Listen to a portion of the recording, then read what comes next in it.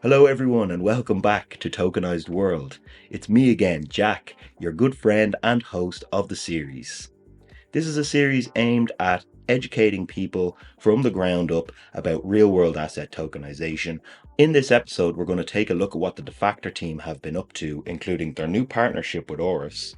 I catch up with one of their team members, Anastasia, about what she does and what she thinks about real-world asset tokenization.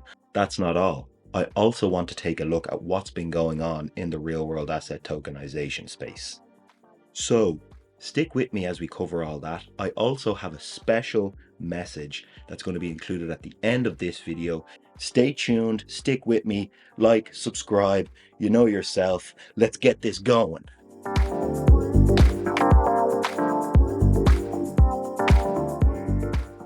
So, if you haven't heard already, Defactor recently announced a partnership with Oris.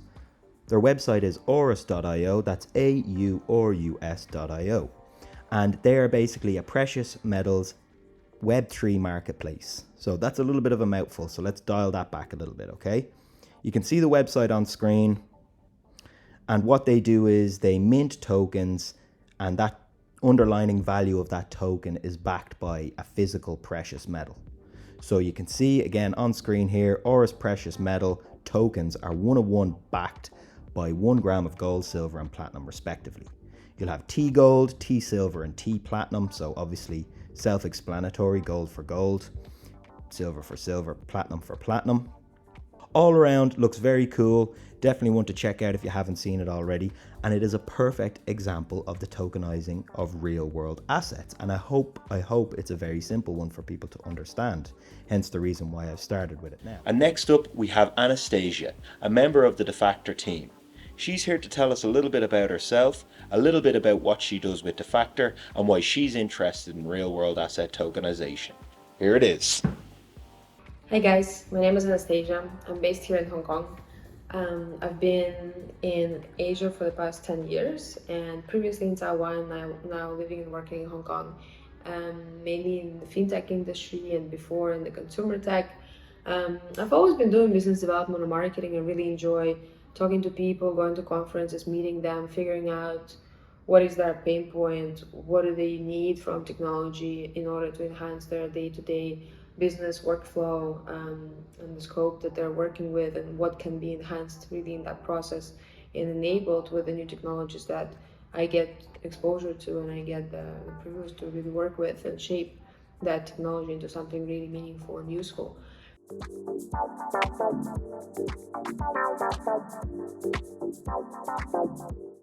Now, my journey started with real world asset tokenization by joining Defactor.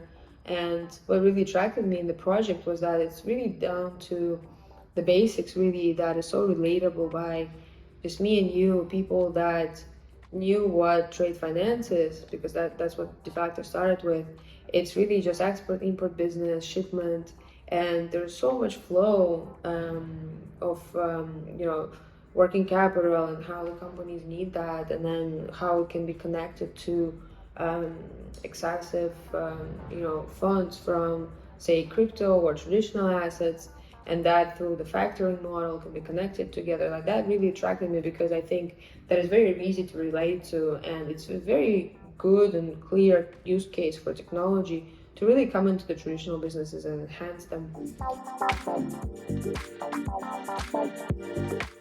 So what I do now mainly at Defactor is working with ambassadors across different regions, so Latin America, Europe, Asia, and then driving marketing campaigns and getting to understand different markets and looking for projects to come and build with us and using our technology toolkit to really just shape their industry into a more agile and innovative space. Because basically, say for example, the recent project we're doing with Oris is about tokenization of precious metals. The next one could be something related to the industry that you're familiar with. Like, I think we all have different backgrounds and we all come from different places. Say for example, I came from Siberia, so that's the Asian part of Russia that's very rich with diamonds actually. So, well, other natural resources like oil and gas as well, but say diamond tokenization is like a massive industry that could potentially be very transparent and efficient, and really just enabled through real world asset tokenization technology. So my point, I suppose, is we all come from different backgrounds, and the fact that you can always pick the industry that you're familiar with, you can relate to, you can understand the pain points, and then you just take the toolkit and help yourself and the processes that you are familiar with or you wish could be enhanced really just go and transform.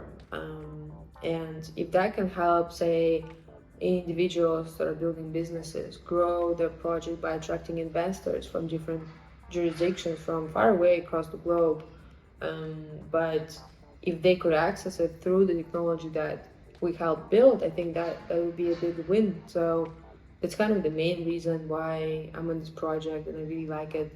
So thank you very much, Anastasia. It was really nice to hear from you, and you'll definitely be featuring in some Tokenized World episodes later into 24.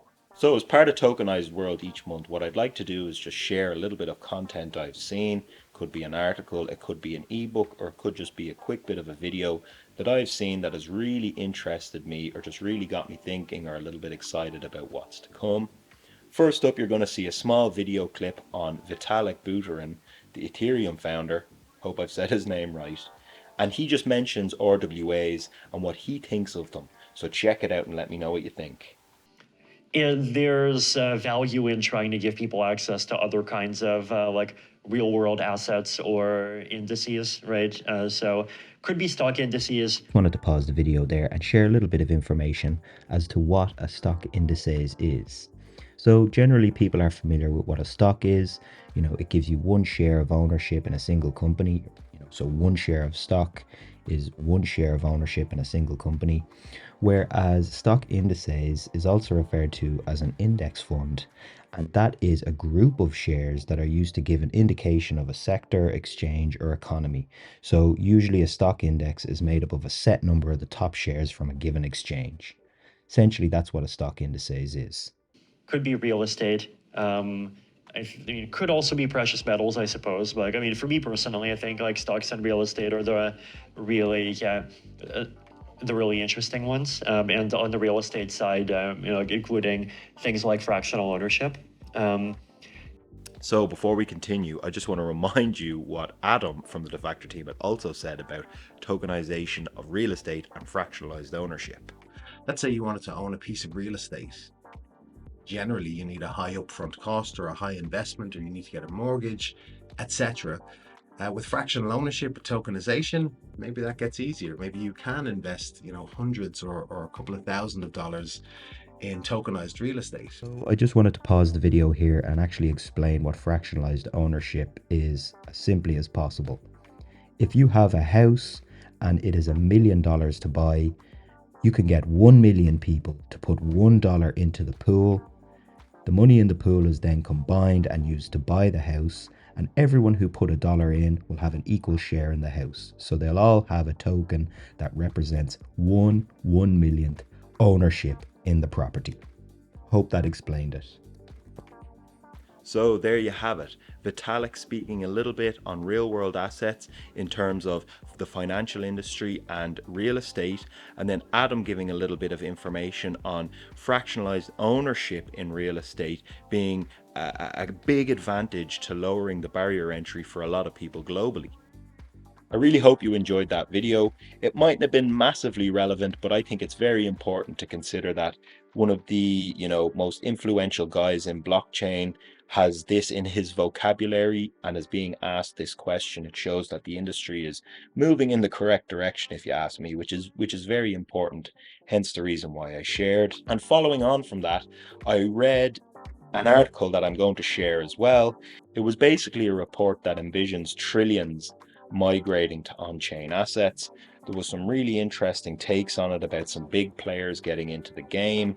They mentioned HSBC. They were mentioning countries throughout the article as well. It had some really nice quotes. And all in all, I just thought it was a really good article to read. So, as I mentioned at the start of this video, I'd have a surprise. Well, here it is.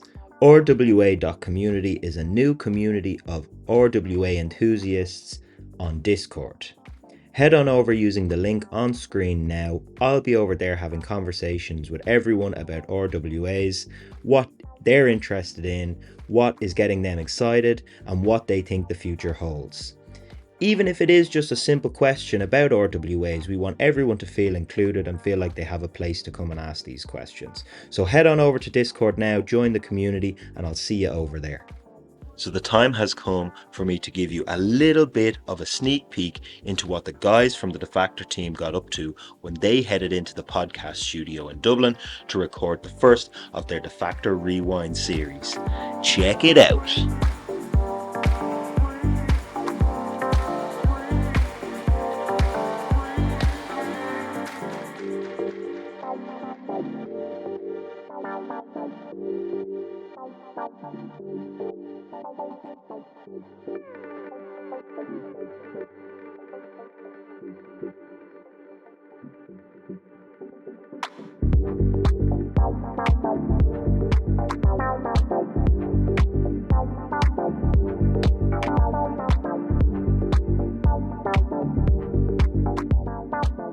Before we go, I just want to say thanks for watching episode 1.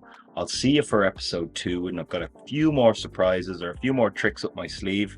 Hopefully we can build on the knowledge we've already learned. As usual, like, comment, subscribe. I appreciate the support, and I'll see you soon.